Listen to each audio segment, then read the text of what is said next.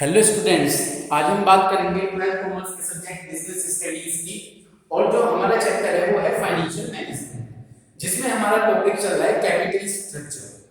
जिसमें capital structure में हम डिसाइड करते हैं कि डेब्ट कितना होगा और इक्विटी के थ्रू हम कितना पैसा लगाएंगे कंपनी की ओवरऑल कैपिटल में, कि कंपनी की ओवरऑल कैपिटल में डेब्ट कितना होगा और इक्विटी के थ्रू हम कितना पैसा लगाएंगे। जिसमें हमने टॉपिक हमारा ट्रेडिंग और इक्विटी और फाइनेंशियल लीवरेज, जिसमें हमने एक न्यूमेरिकल सॉल्व किया था। आज हमारा जो टॉपिक है वो उसी से रिलेटेड है। आज हम बात करेंगे कि जब हमारा return on investment ROI less than होगा इंटरेस्ट से, मींस दैट मैंने मार्केट से 10% इंटरेस्ट रेट पर पैसा बोरो किया, उधार लिया, ओके, तो मैं उसे ऐसी जगह पर इन्वेस्ट करूंगा जहां से हमें कम से कम 14% 13% रिटर्न मिले। लेकिन इस केस में क्या होगा, सपोज कीजिए हमारा इंटरेस्ट रेट तो है 10%, लेकिन जब हम उसे मार्केट में इन्वेस्ट करेंगे तो उसमें हमें रिटर्न कम मिलेगा। जैसे कह सकते हैं 10% इंटरेस्ट रेट पर तो मैंने पैसा बोरो किया, उधार लिया, और जब मैं उसे इन्वेस्ट करूंगा तो उसमें हमारी अर्निंग ओनली 6% होगी। कितनी होगी? 6%। यानी हमारा इंटरेस्ट तो है 10%, लेकिन हमारी अर्निंग 6% होगी।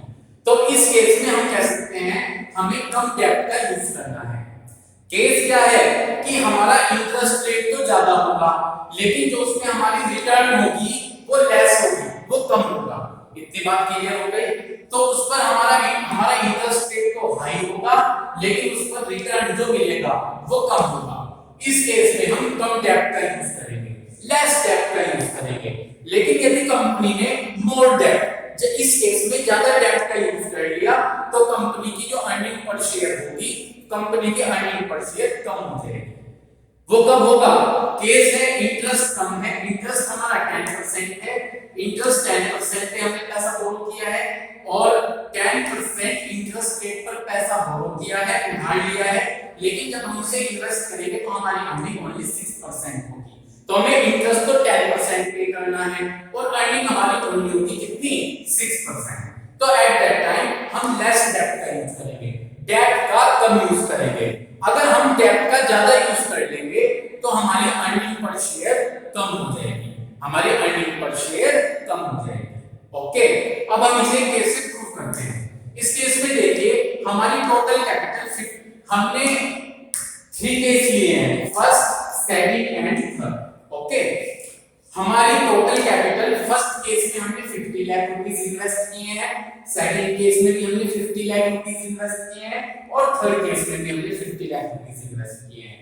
तो तीनों केस के अंदर हमारी टोटल कैपिटल 50 लाख और 50 लाख रुपीस है। Okay, equity capital first case के अंदर हमारी इक्विटी कैपिटल 50 लाख रुपीस है, मतलब हमने जितना टोटल कैपिटल थी 50 लाख, वो टोटल कैपिटल ही इक्विटी में हमने इन्वेस्ट कर दिया है। तो हमारी इक्विटी कैपिटल है 50 लाख, जो कि डिवाइड है 5 लाख शेयर्स में, यानी हमारे शेयर्स कितने होंगे? 5 लाख शेयर्स और 10 रुपीस का एक शेयर है, तो हमारे 5 लाख के 10 में मल्टीप्लाई हो जाएगा, 50 लाख रुपीस हो जाएगा। तो फर्स्ट केस के अंदर टोटल कैपिटल 50 लाख रुपीस थी, इक्विटी में हमने 50 लाख रुपीस यानी सारे कैपिटल इक्विटी में इन्वेस्ट कर दी। फर्स्ट केस में डेब्ट नील है, यानी हमने कोई पैसा डेब्ट के थ्रू नहीं लगाया है, हमने सारा पैसा इक्विटी के थ्रू लगा दिया है। टैक्स रेट 30% पर एनम है, इंटरेस्ट रेट 10% पर एनम है, और इंटरेस्ट रेट 10% है, और EBIT earning before interest and tax वो 3 लाख रुपीस है। तो ये हमारा फर्स्ट केस हो गया, जिसमें टोटल कैपिटल 50 लाख रुपीस हो गई, हमने सारे के सारे 50 लाख रुपीस इक्विटी कैपिटल में इन्वेस्ट कर दिया। डेब्ट हमने नहीं रखा है, डेब्ट में कोई इन्वेस्ट नहीं किया है, टैक्स रेट हमारा 30% है, इंटरेस्ट रेट 10% है, और earning before interest and tax 3 lakh rupees है हमारा केस फर्स्ट। अब आप केस सेकंड देखिए, केस सेकंड में टोटल कैपिटल 50 लाख रुपीस है, तो टोटल की कैपिटल कितनी हो गई? 50 लाख रुपीस। हमने सेकंड केस में इक्विटी में 40 लाख रुपीस इन्वेस्ट किए। कितने रुपीस इन्वेस्ट किए? 40 लाख रुपीस इन्वेस्ट किए। ओके, सेकंड केस में हमने डेब्ट 10 लाख रुपीस रखा है। कितना रखा है? 10 लाख रुपीस। टैक्स रेट हमारा 30% है, इंटरेस्ट रेट 10% है, और EBIT हमारी 3 लाख रुपीस हो गई। केस थर्ड पर फोकस कीजिए। केस थर्ड में टोटल कैपिटल हमारी कितनी है? 50 लाख रुपीस है। 50 लाख में से हमने इक्विटी कैपिटल में 30 लाख रुपीस इन्वेस्ट किए हैं, यानी हमने 30 लाख तो इक्विटी कैपिटल में रखे और हमारे डेट कितने हैं? 20 लाख रुपीस। क्लियर है? तो अगर हम तीनों केसों में कंपेयर करें तो फर्स्ट केस में तो डेट में कोई इन्वेस्टमेंट नहीं था, सेकंड केस में डेट में 10 लाख रुपीस इन्वेस्टमेंट है और थर्ड केस में डेट में कितना इन्वेस्टमेंट है? 20 लाख। तो आप कंपेयर कर सकते हैं, थर्ड केस में हमने सबसे ज्यादा डेट में इन्वेस्ट किया है। ओके, टैक्स रेट इसमें भी 30% है, इंटरेस्ट रेट इसमें भी 10% है और earning before interest of tax 3 lakh rupees है। ये हमें 3 केस दिए गए हैं। अब हमें कंपेयर करना है कि हमें डेट ज्यादा यूज करना है या डेट लेस यूज करना है। सबसे पहले हम आरओआई कैलकुलेट करेंगे। जब हम आरओआई कैलकुलेट करते हैं तो उसका फॉर्मूला हमारा होगा ईबीआईटी अपॉन टोटल इन्वेस्टमेंट। जो हमने टोटल इन्वेस्टमेंट किया है, टोटल इन्वेस्टमेंट हमने 50 लाख रुपीस किया है, तो इसके थ्रू हमारी आरओआई कैलकुलेट हो जाएगी। आरओआई कैलकुलेट करते हैं, EBIT upon total investment. EBIT 3 lakh है divide by total investment 50 lakh है, तो आरओआई हमारा 6% हो गया। ऐसे हम सेकंड केस में कैलकुलेट कर लेंगे। ईबीआईटी हमारा 3 लाख रुपीस है, टोटल इन्वेस्टमेंट हमारा 50 लाख रुपीस है, तो 3 लाख अपॉन 50 लाख मल्टीप्लाई में 6% आ गया। थर्ड केस में भी हमने ऐसे ही किया, टोटल कैपिटल हमारी 50 लाख रुपीस है और ईबीआईटी हमारी 3 लाख है, तो EBIT 3 lakh upon total capital 50 lakh multiply में 6% आ गया। इतनी बात क्लियर हो गई? तो हमारा आरओआई रिटर्न ऑन इन्वेस्टमेंट 6% है। ओके, अब आप यहां पर फोकस कीजिएगा, आरओआई ग्रेटर देन इंटरेस्ट, ठीक है ना? इस केस में हम देखेंगे, इस केस में हम देखेंगे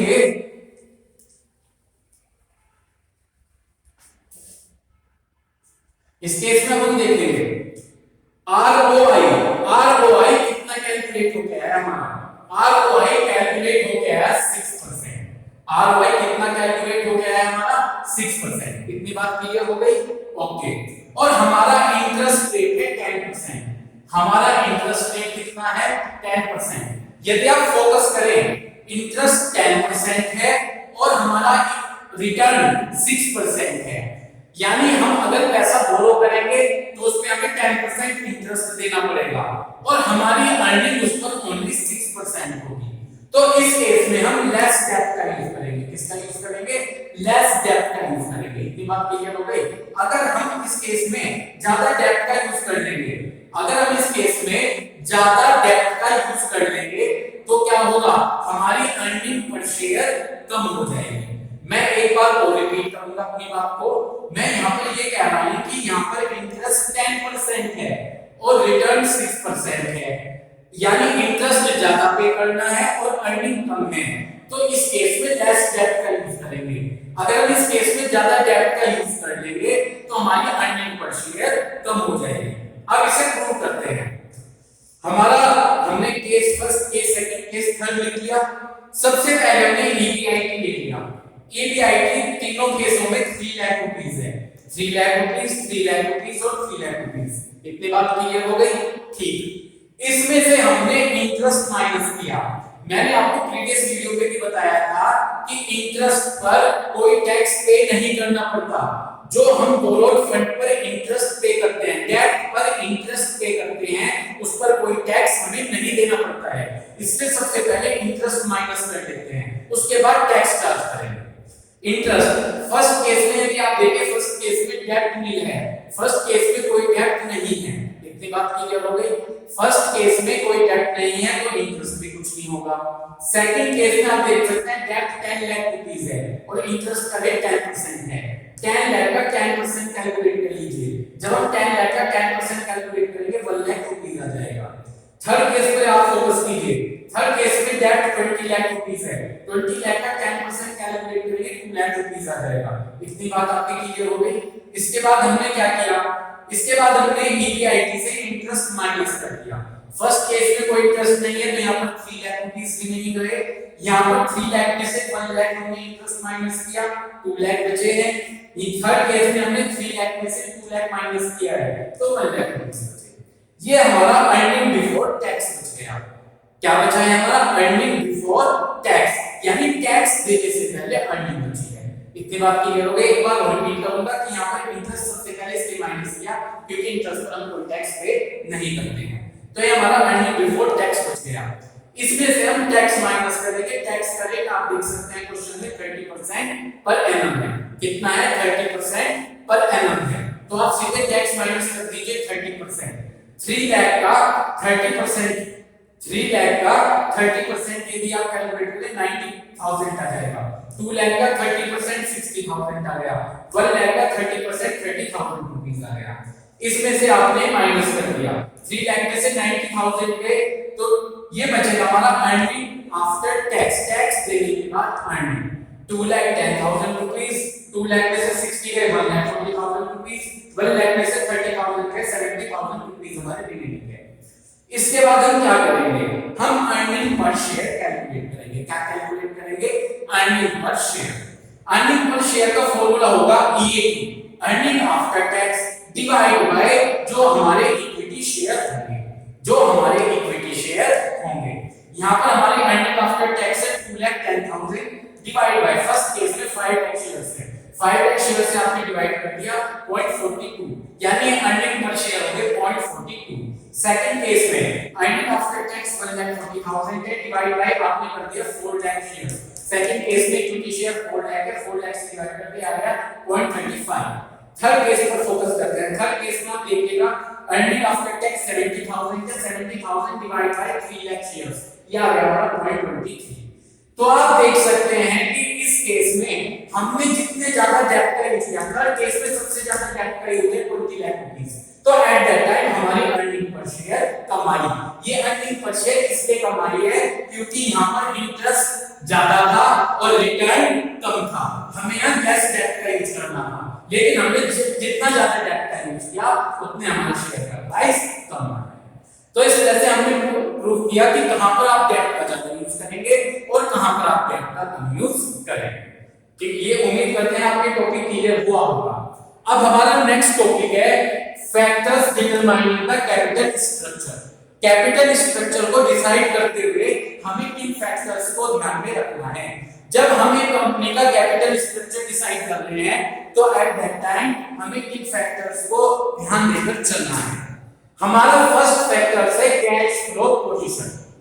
कैश फ्लो पोजीशन के अकॉर्डिंग कैपिटल स्ट्रक्चर एक बार और रिपीट कीजिए। कैपिटल स्ट्रक्चर का मतलब है कि डेब्ट कितना रखें और इक्विटी कितना रखें कंपनी की ओवरऑल कैपिटल में, टोटल कैपिटल में डेब्ट कितना रखना है और इक्विटी कितनी रखनी है। तो जब हम फैक्टर डिसाइड कर रहे हैं, फर्स्ट फैक्टर है कैश फ्लो पोजीशन। यदि हम कंपनी के पास सरप्लस कैश है, सफिशिएंट कैश है, तो कंपनी एट दैट टाइम डेब्ट का यूज करेगी। कैश फ्लो पोजीशन में यदि कंपनी के पास सरप्लस कैश है तो एट दैट टाइम कंपनी मोर डेब्ट का यूज करेगी, क्योंकि कंपनी इजीली डेब्ट पर इंटरेस्ट पे कर सकती है।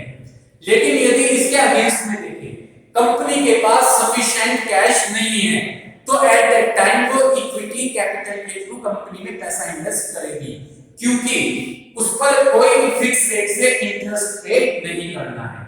ओके, तो कैश फ्लो पोजीशन में बताया गया है कि यदि सरप्लस कैश है तो आप डेब्ट का यूज कर लीजिए, क्योंकि आप इजीली इंटरेस्ट पे कर सकते हैं। लेकिन यदि कंपनी के पास सफिशिएंट कैश नहीं है तो at that time company easily interest पे नहीं कर सकती, तो कंपनी को इक्विटी के थ्रू पैसा इन्वेस्ट कर देना चाहिए। Second point, interest coverage ratio. ये मोस्ट इंपोर्टेंट टॉपिक है, इसे आपने ध्यान से समझना है। इंटरेस्ट कवरेज रेशियो, इसे शॉर्ट में आईसीआर भी बोलते हैं। आईसीआर का मतलब है कि एक कंपनी एक ईयर में कितनी बार इंटरेस्ट और टैक्स देने से पहले अर्निंग कर रही है। एक कंपनी एक ईयर में कितनी बार इंटरेस्ट और टैक्स देने से पहले अर्निंग कर रही है। सपोज मेरी एक कंपनी है और मैं एक ईयर में हर मंथ अर्निंग करता हूं, पूरे होल ईयर के अंदर हर मंथ अर्निंग करता हूं, तो मैं इजीली इंटरेस्ट पे कर सकता हूं। तो आईसीआर रिप्रेजेंट करता है कि एक कंपनी होल ईयर में कितनी कितनी बार अर्निंग करती है इंटरेस्ट और टैक्स देने से पहले। यदि कंपनी की आईसीआर हाई है, यदि कंपनी की आईसीआर हाई है तो कंपनी को डेब्ट यूज कर लेना चाहिए, क्योंकि कंपनी इजीली इन डेब्ट पर इंटरेस्ट पे कर सकती है। तो यदि कंपनी की आईसीआर हाई है तो कंपनी मोर डेब्ट का यूज करेगी, क्योंकि कंपनी इजीली डेब्ट पर इंटरेस्ट पे कर सकती है। लेकिन यदि कंपनी की आईसीआर लो है, कम है, तो at that time company equity के थ्रू इन्वेस्ट कर लेगी। क्लियर है? आईसीआर हाई है तो डेब्ट का ज्यादा यूज किया जाएगा, और आईसीआर लो है, कम है, तो इक्विटी का यूज कर लिया जाएगा। डेब्ट नेक्स्ट है हमारा डेब्ट सर्विस कवरेज रेशियो, जिसे शॉर्ट में डीएससीआर बोला जाता है। क्या बोला जाता है? डीएससीआर। ये डीएससीआर आईसीआर से एक स्टेप ज्यादा होता है। डीएससीआर आईसीआर से वन स्टेप मोर है। आईसीआर में तो केवल इंटरेस्ट पर फोकस किया जाता था, लेकिन डीएससीआर में प्रिंसिपल अमाउंट का मतलब प्रिंसिपल अमाउंट का मतलब सपोज कीजिए हमने जितना लोन लिया है, सपोज मैंने 1 लाख रुपीस लिए हैं लोन के फॉर्म में, तो वो 1 लाख रुपीस मेरी प्रिंसिपल अमाउंट है, प्लस डीएससीआर में प्रिंसिपल अमाउंट प्लस इंटरेस्ट दोनों पर फोकस किया जाएगा। आईसीआर में तो केवल इंटरेस्ट पर फोकस किया जाता है, लेकिन डीएससीआर में प्रिंसिपल अमाउंट प्लस इंटरेस्ट इन दोनों पर फोकस किया जाता है। तो डीएससीआर में ये देखा जाता है कि कंपनी अपनी प्रिंसिपल अमाउंट और इंटरेस्ट दोनों को पे करने में एबल है या नहीं, यानी वो प्रिंसिपल अमाउंट और इंटरेस्ट पे करने में सक्षम है या नहीं। अगर कंपनी की डीएससीआर हाई है तो कंपनी प्रिंसिपल और इंटरेस्ट दोनों अमाउंट पे करने में एबल है, तो आप मोर डेब्ट यूज करेंगे। तो यदि कंपनी का डीएससीआर हाई है तो एट दैट टाइम आप क्या करेंगे? आप मोर डेब्ट यूज करेंगे, क्योंकि company easily principal amount plus interest दोनों का पेमेंट कर सकती है। लेकिन यदि डीएससीआर कम है, लो है, तो at that time company DSCR अगर लो है तो at that time company principal amount plus interest दोनों को पे करने में एबल नहीं है, तो एट दैट टाइम आप लेस डेब्ट यूज करेंगे और मोर इक्विटी यूज करेंगे। इतनी बात क्लियर हो गई? तो डीएससीआर अगर हाई है तो आप किसका यूज करेंगे? मोर डेब्ट का यूज कर लेंगे, और यदि डीएससीआर लो है तो एट दैट टाइम आप इक्विटी का यूज कर लीजिए। रिटर्न ऑन इन्वेस्टमेंट, ये रिटर्न ऑन इन्वेस्टमेंट मैंने आपको आज भी क्लियर किया है, और इसका वन पार्ट मैंने प्रीवियस वीडियो में भी क्लियर किया था, फिर भी मैं आपको बता देता हूं। रिटर्न ऑन इन्वेस्टमेंट, यदि आपका रिटर्न मोर है, इंटरेस्ट रेट कम है, यानी मैं अगर बोरोड फंड कर रहा हूं तो मेरा इंटरेस्ट, सपोज मेरा इंटरेस्ट रेट 10% है और मैं उस पर अर्निंग 14% कर रहा हूं, कम इंटरेस्ट पे करूंगा और उस पे ज्यादा रिटर्न मिलेगा, तो एट दैट टाइम में मोर डेब्ट का यूज करूंगा।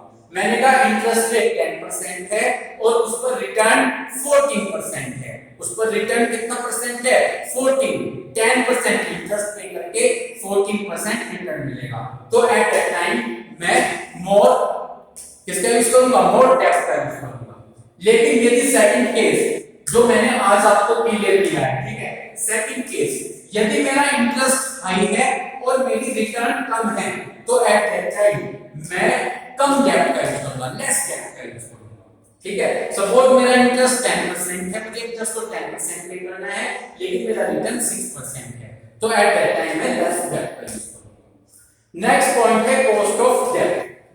कभी-कभी मार्केट में जो डेब्ट बोरोड फंड होता है वो कम इंटरेस्ट रेट पर मिल जाता है, ठीक है, तो एट दैट टाइम यदि हमें कम इंटरेस्ट रेट पर डेब्ट मिल जाता है तो हम मोर डेब्ट का यूज कर लेंगे। तो कॉस्ट ऑफ डेब्ट का कांसेप्ट यही रहता है कि कभी-कभी कंपनी को जो डेब्ट होता है वो मार्केट में कम इंटरेस्ट रेट पर अवेलेबल हो जाता है, तो एट दैट टाइम कंपनी क्या करेगी? अपना पैसा डेब्ट में ज्यादा इन्वेस्ट करेगी, डेब्ट के थ्रू पैसा ज्यादा लगाएगी कंपनी के अंदर।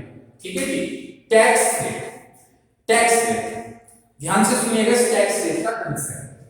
यदि टैक्स रेट, मैं बात करूं, यदि टैक्स रेट हमारा हाई है, यदि टैक्स रेट हाई हो सकता है और लो हो सकता है। यदि हमारा टैक्स रेट क्या है? टैक्स रेट हाई है, तो एट दैट टाइम हम मोर डेब्ट का यूज करेंगे। यदि हमारा टैक्स रेट हाई है तो एट दैट टाइम हम मोर डेब्ट का यूज करेंगे, क्योंकि मोर डेब्ट का यूज इसलिए किया जाएगा क्योंकि डेट पर हमें कोई इंटरेस्ट डेट पर हमें कोई टैक्स जो डेट पर इंटरेस्ट पे किया जाएगा उस पर हमें कोई टैक्स पे नहीं करना है। मैं आपको दोबारा रिपीट करूंगा टैक्स रेट वाला कंसेप्ट। टैक्स रेट, इन्होंने कहा कि टैक्स रेट टू टाइप हो सकता है, हाई और लो। यदि टैक्स रेट हाई है तो हम क्या करेंगे, हम ज्यादा डेट का यूज करेंगे, क्योंकि डेट पर जो इंटरेस्ट पे होगा उस पर हमें कोई टैक्स नहीं देना है। तो यदि हाई टैक्स रेट है तो मोर डेट का यूज कर लेंगे, और अगर लो टैक्स रेट है तो एट दैट टाइम हम इक्विटी का मोर यूज कर लेंगे, डेट का कम यूज करेंगे। तो डेट का ज्यादा यूज कब होगा, जब हाई टैक्स रेट होगा, क्योंकि डेट पर जो इंटरेस्ट पे होता है उस पर हमें कोई टैक्स पे नहीं करना है। तो यदि टैक्स रेट हाई है तो मोर डेट का यूज कीजिए, और अगर टैक्स रेट लो है तो लेस डेट और मोर इक्विटी का यूज कीजिएगा। नेक्स्ट है हमारा फ्लोटेशन कॉस्ट। फ्लोटेशन कॉस्ट का मतलब होता है डिफरेंट टाइप के एक्सपेंसेस। जब कंपनी में शेयर और डिबेंचर इशू किए जाते हैं तो इशू करते हुए बहुत सारी फ्लोटेशन कॉस्ट होंगी। जैसे हम कह सकते हैं अंडरराइटर कमीशन, ब्रोकरेज देना, ठीक है, प्रोस्पेक्टस पर एक्सपेंसेस करना, एडवर्टाइजमेंट एक्सपेंसेस करना, ये डिफरेंट टाइप के हमें एक्सपेंसेस पे करने पड़ते हैं जब हम शेयर्स और डिबेंचर इशू करते हैं। तो यदि फ्लोटेशन कॉस्ट हाई है तो एट दैट टाइम हम किसका यूज कर ले, हम लोन का यूज कर ले। हम किसका यूज कर ले, लोन का, यानी डेट का यूज कर ले। तो फ्लोटेशन कॉस्ट शेयर और डिबेंचर इशू करते हुए फ्लोटेशन कॉस्ट बहुत ज्यादा होती है। जैसे वो कौन सी होंगी, underwriting commission, advertisement expenses, prospectus के एक्सपेंसेस। तो एट दैट टाइम अगर ये फ्लोटेशन कॉस्ट ज्यादा है तो हम लोन का यूज करेंगे। एट दैट टाइम हम किसका यूज कर ले, डेट यानी लोन का ज्यादा यूज कर सकते हैं। नेक्स्ट है रिस्क कंसीडरेशन। रिस्क कंसीडरेशन में यदि कंपनी में हाई रिस्क है, और कंपनी इजीली इंटरेस्ट और डिविडेंड पे नहीं कर पा रही है तो कंपनी एट दैट टाइम क्या करे, company at that time equity का यूज कर ले, क्योंकि कंपनी फिक्स ऑब्लिगेशन पे करने में एबल नहीं है। यदि कंपनी में हाई रिस्क है तो at that time company fix obligation पे करने में एबल नहीं होती है, तो एट दैट टाइम कंपनी किसका यूज कर ले, कंपनी इक्विटी के थ्रू पैसा इन्वेस्ट कर सकती है, इक्विटी का ज्यादा यूज कर सकती है। लेकिन यदि रिस्क लो है, यदि रिस्क कम है और हम आसानी से फिक्स रेट से जो इंटरेस्ट होता है वो पे करने में एबल हैं तो एट दैट टाइम हम डेट का यूज कर सकते हैं। तो रिस्क कंसीडरेशन में यदि हमारे सामने हाई रिस्क है तो हम एट दैट टाइम इक्विटी का यूज कर लें, और यदि हमारा लो रिस्क है यानी आसानी से फिक्स इंटरेस्ट रेट पे कर सकते हैं तो हम एट दैट टाइम डेट का यूज करेंगे। ओके। कंट्रोल में यदि जो कंपनी के ओनर्स होते हैं वो चाहते हैं कि हमारे जो ओनरशिप का कंट्रोल है उस कंट्रोल में कोई कमी ना आए तो एट दैट टाइम वो डेट का ज्यादा यूज करें। यदि जो कंपनी के ओनर हैं वो चाहते हैं कि उनके कंट्रोल में कोई कमी ना आए तो एट दैट टाइम वो डेट का यूज करें। लेकिन यदि ओनर्स ये चाहते हैं कि यदि ओनर्स इसे पॉइंट्स को तुम्हारे लिए ले लीजिएगा कंट्रोल। यदि जो ओनर्स हैं, ओनर्स ये समझते हैं, ओनर्स ये चाहते हैं कि उनके कंट्रोल में कोई कमी ना आए, उनके कंट्रोल में कोई कमी ना आए, यानी उनकी ओनरशिप एज इट इज रहे, तो एट दैट टाइम वो डेट का यूज कर लें। किसका यूज कर लें, डेट का यूज कर लें। लेकिन यदि ओनर्स ये चाहते हैं कि अगर कंट्रोल कम भी होगा तो उन पर कोई प्रभाव नहीं पड़ेगा तो एट दैट टाइम वो इक्विटी कैपिटल का यूज कर सकते हैं। तो यदि ओनर ये चाहते हैं कि उनका कंट्रोल एज इट इज रहे, उनके कंट्रोल में बिजनेस के जो बिजनेस पर कंट्रोल है, बिजनेस के कंट्रोल में कोई कमी ना आए तो वो डेट का यूज करें। लेकिन यदि ओनर समझते हैं कि कंट्रोल कम हो जाए तो कोई दिक्कत नहीं है तो एट दैट टाइम वो इक्विटी का यूज करें। नेक्स्ट है स्टॉक मार्केट कंडीशन। यदि आपका स्टॉक मार्केट बूम पर चल रहा है यानी ग्रोथ कर रहा है तो एट दैट टाइम आप इक्विटी का आपके जो इक्विटी शेयर्स हैं वो स्टॉक मार्केट में इजीली सोल्ड हो जाएंगे। ठीक है, यदि स्टॉक मार्केट बूम कर रहा है, ग्रोथ कर रहा है तो तो जो आपके इक्विटी शेयर हैं वो इजीली सोल्ड हो जाएंगे। लेकिन यदि आपका स्टॉक मार्केट डाउन हो रहा है, डिप्रेशन में है, डाउन हो रहा है, तो एट दैट टाइम आपको डेट के थ्रू पैसा ले लेना चाहिए। तो यदि आपका स्टॉक मार्केट बूम कर रहा है, ग्रोथ कर रहा है, तो एट दैट टाइम आप इक्विटी शेयर के थ्रू पैसा लगा सकते हैं, इक्विटी शेयर के मार्केट में इजीली सोल्ड हो जाएंगे। लेकिन यदि आपका स्टॉक मार्केट डाउन है तो आपको डेट के थ्रू पैसा आसानी से मिल जाएगा। तो बूम के केस में इक्विटी का यूज करें और स्टॉक मार्केट डाउन है तो एट दैट टाइम आप डेट का यूज करें। Capital structure of other company, कभी-कभी आप क्या करते हैं, इंडस्ट्रियल नॉर्म्स के हिसाब से, जो इंडस्ट्रियल नॉर्म्स कहता है उसके हिसाब से भी अपनी कंपनी का कैपिटल स्ट्रक्चर डिसाइड कर लेते हैं। किसके अकॉर्डिंग? इंडस्ट्रियल नॉर्म के अकॉर्डिंग अपनी कंपनी का कैपिटल स्ट्रक्चर डिसाइड कर लेते हैं। लेकिन ब्लाइंड होकर उसे फॉलो नहीं करना चाहिए इंडस्ट्रियल नॉर्म्स को। अगर इंडस्ट्रियल नॉर्म्स को फॉलो करते हैं आपकी कंपनी में हाई रिस्क क्रिएट हो जाता है, तो फिर आप कंडीशन के हिसाब से अपना कैपिटल स्ट्रक्चर डिसाइड करें।